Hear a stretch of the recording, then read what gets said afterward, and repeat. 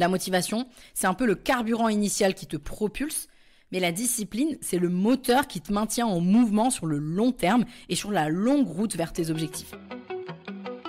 Bienvenue sur Vision, le podcast qui parle business, entrepreneuriat, mindset et développement.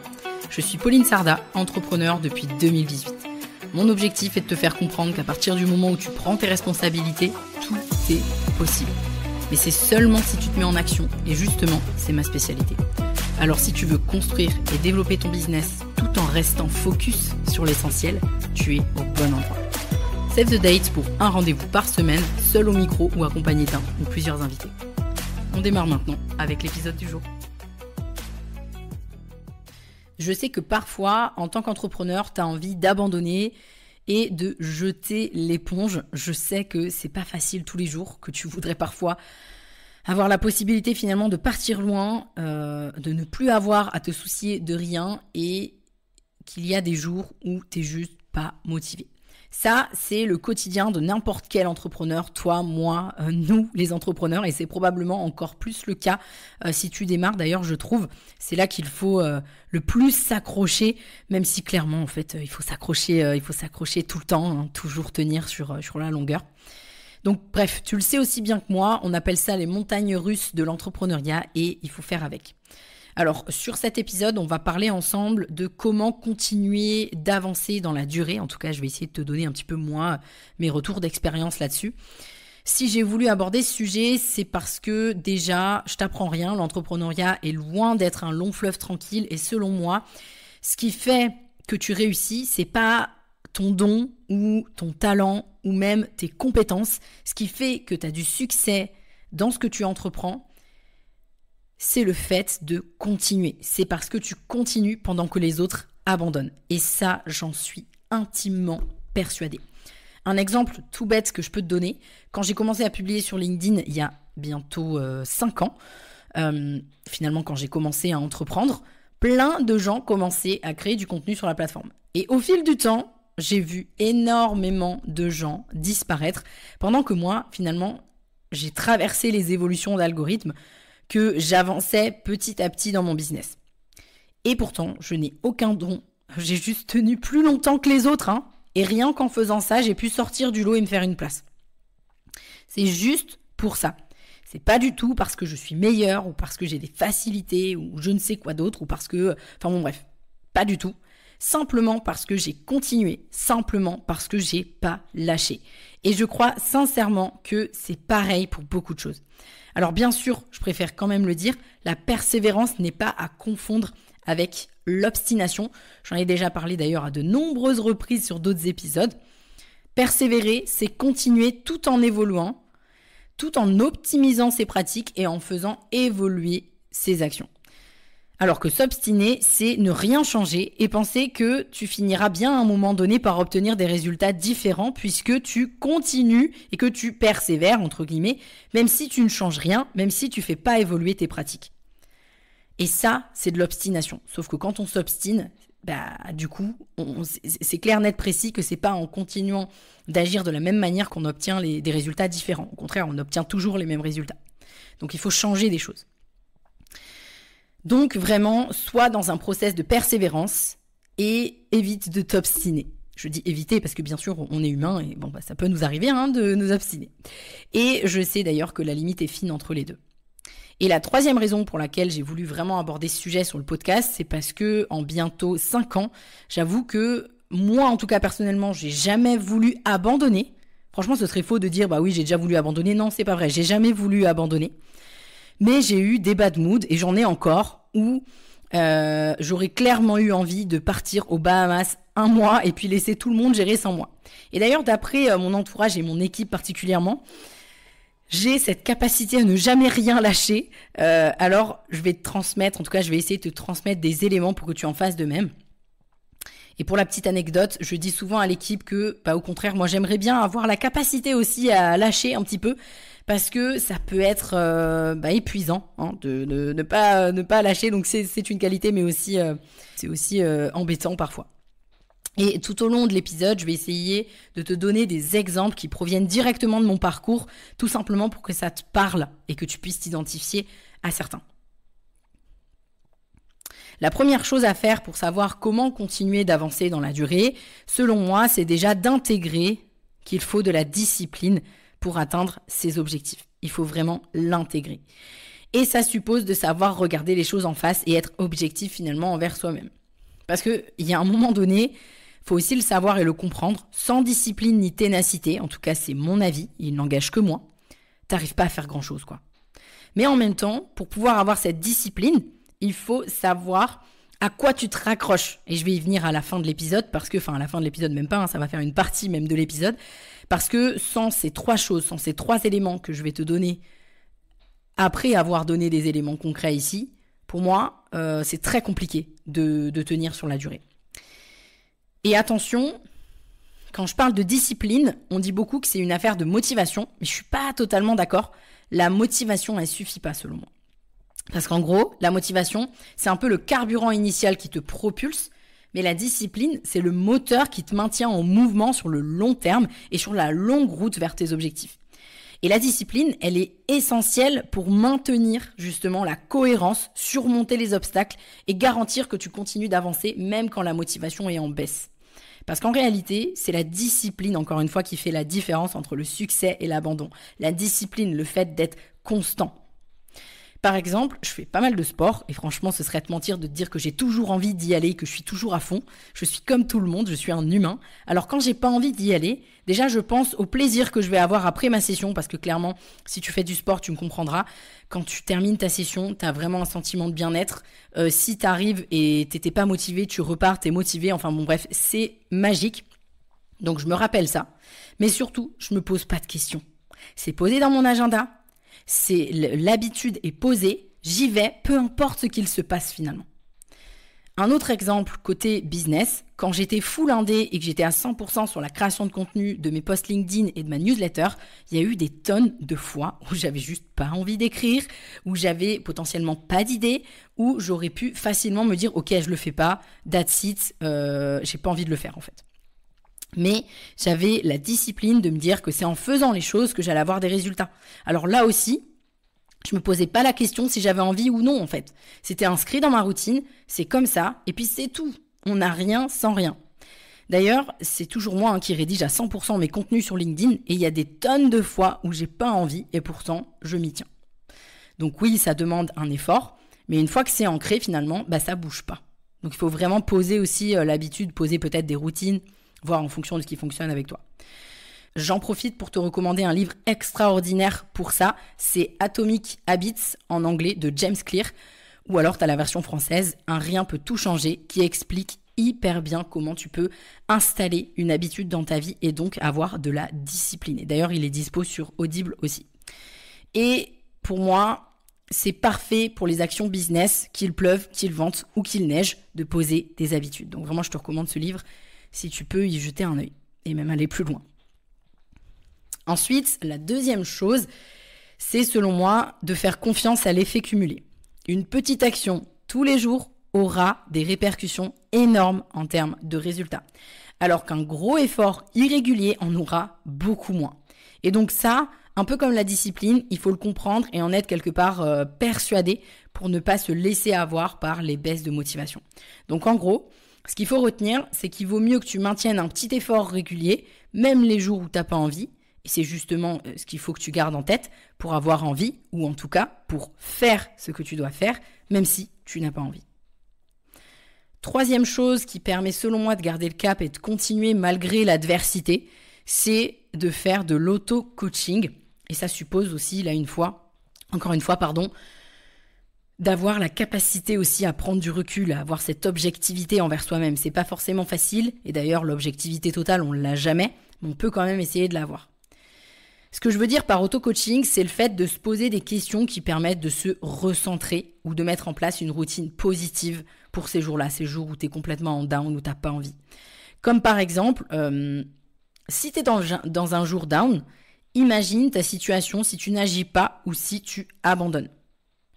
Une fois que tu as répondu à cette question, est-ce que tu as toujours envie de ne pas bouger le petit doigt ou ne pas le bouger du tout?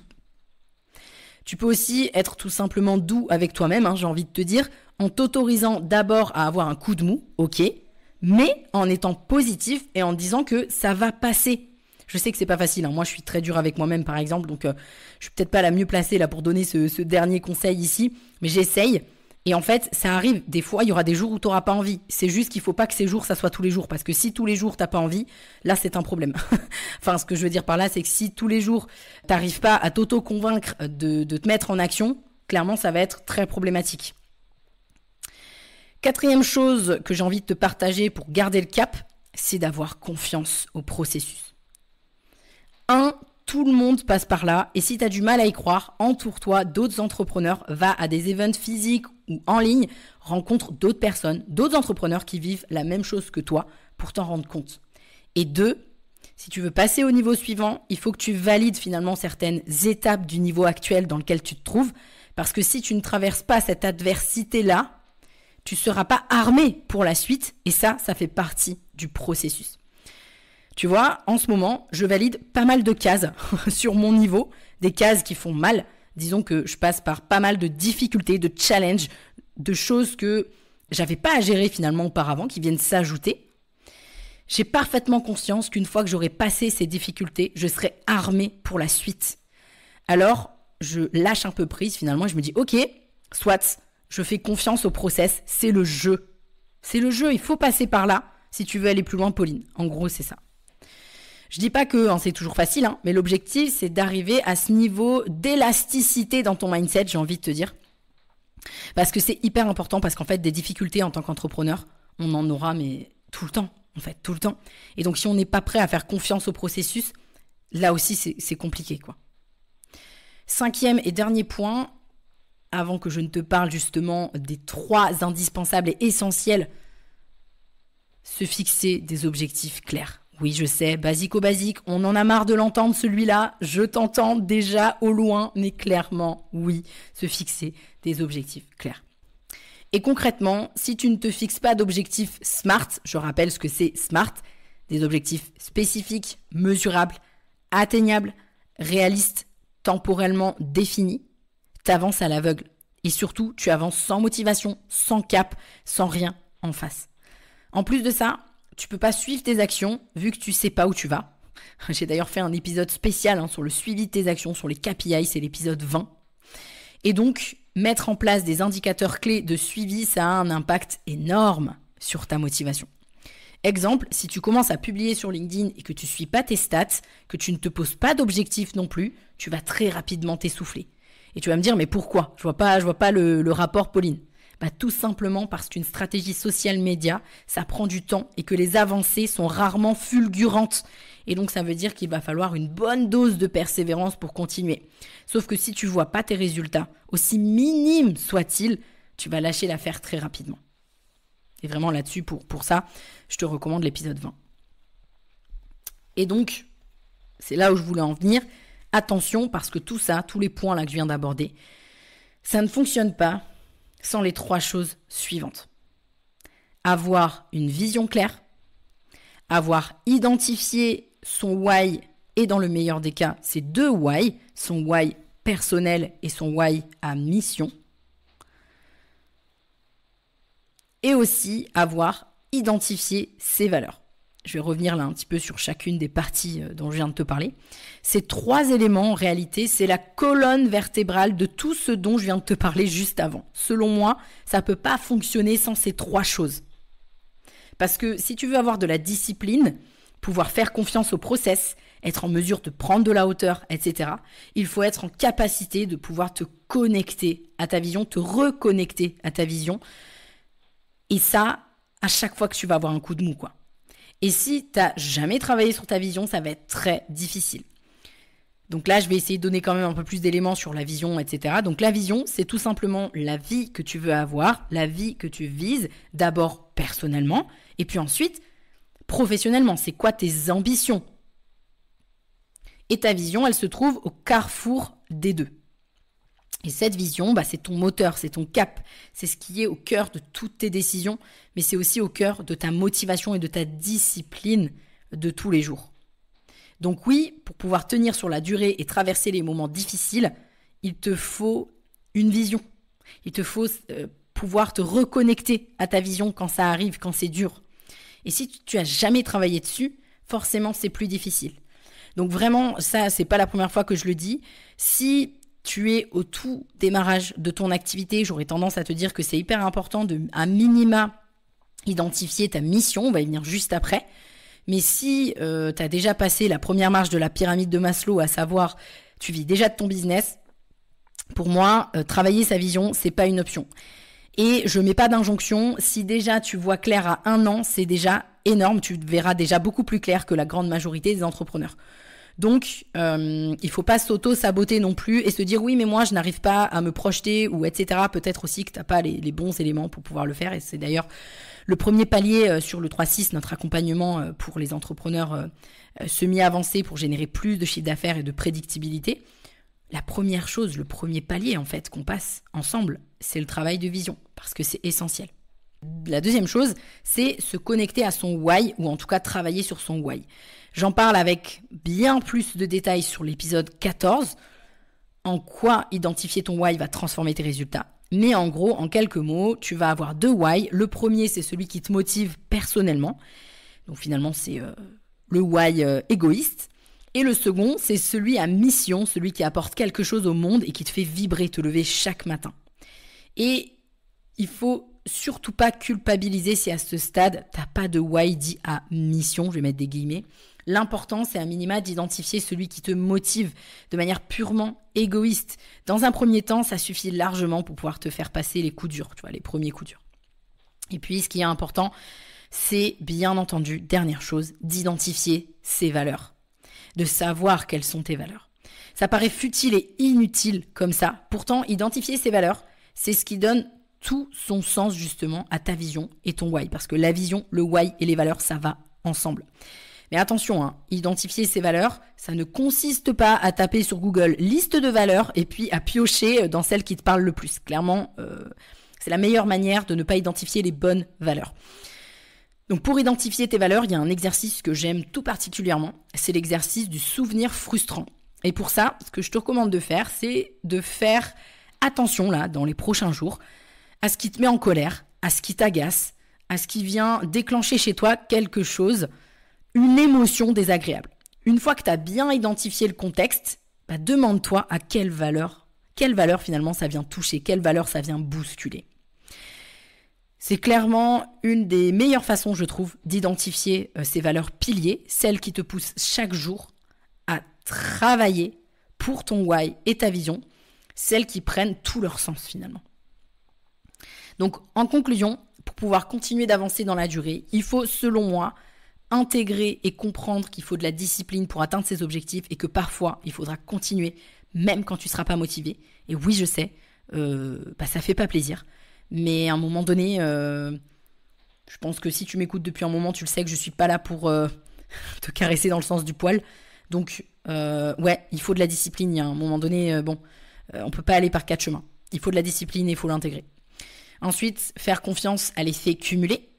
De tout petits efforts tous les jours, c'est toujours mieux que rien du tout.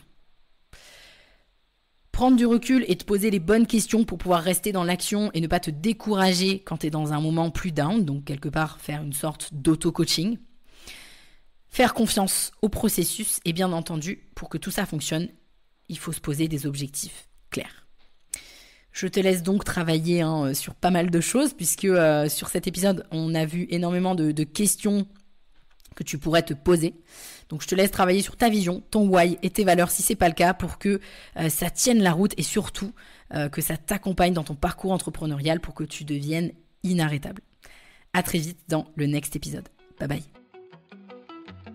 Merci à toi d'avoir suivi cet épisode. Si tu l'as apprécié, je t'invite à me laisser un avis 5 étoiles sur la plateforme d'écoute sur laquelle tu te trouves ou mieux encore, à le partager à quelqu'un de ton entourage qui aurait selon toi besoin de l'écouter.